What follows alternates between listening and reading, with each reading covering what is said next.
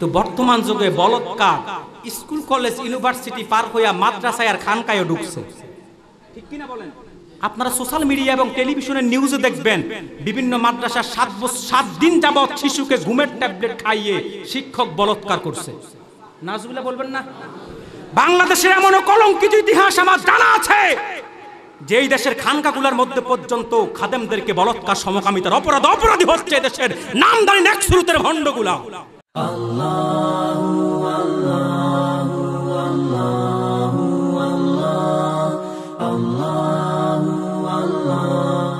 আজকে আমরা সেই সমস্ত মানুষগুলোর আদর্শ গ্রহণ করি যে সমস্ত মানুষগুলোর চরিত্র ডাস্টবিন হয়ে আছে, ঠিক কিনা বলেন? যেমন আপনারা আদর্শ গ্রহণ করেন আব্রাহাম লিঙ্কনের, জর্জ ওয়াশিংটনের, Socrates, Lenin, Pythagoras, Karl Marx, Hugo Chavez, Hitler, Rabindranath Thakur, Shakespeare, ঠিক কিনা বলেন? এই যে মানব রচিত তন্ত্রে মন্ত্রের আবিষ্কারক, তাগুত, বেঈমান, নাস্তিক, মুরতাদ, যাদের নাম আমি বললাম, তাদের আদর্শকেই তো আজকে মানুষ গ্রহণ করতেছে, ঠিক কিনা বলেন? যাদের একটারও চরিত্র ঠিক ছিল না।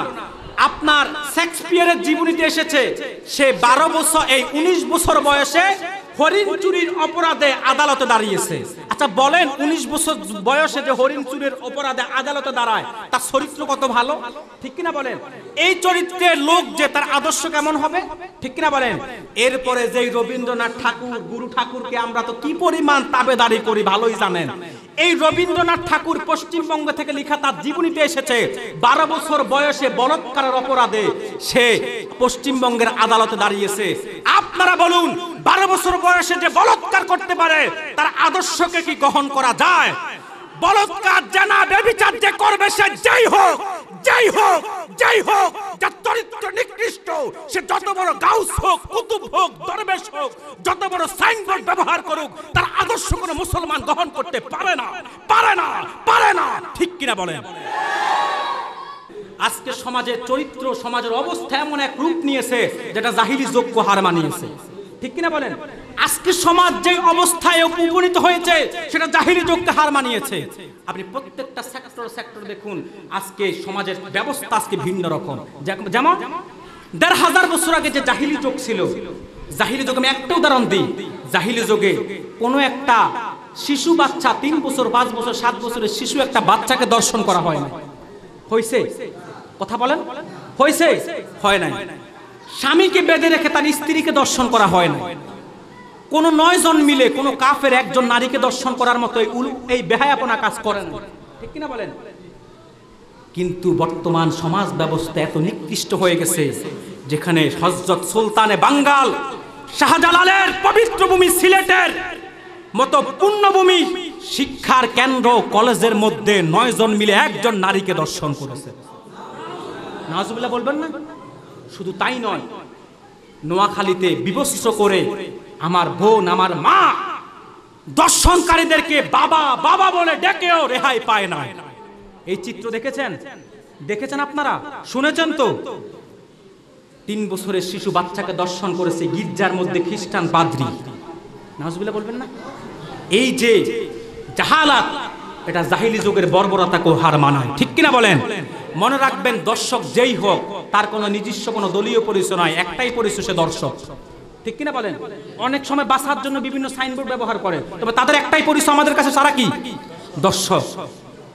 এই যে চিত্রগুলো জাহিলি যুগে ছিল, যেই অপরাধের কারণে লূত আলাইহিস সালামের যুগকে আল্লাহ ধ্বংস করে দিয়েছে, আদ জাতি সামুদ জাতিকে ধ্বংস করেছে, সমকামিতা, বলৎকার, এটা কিন্তু জাহিলি যুগে ছিল না।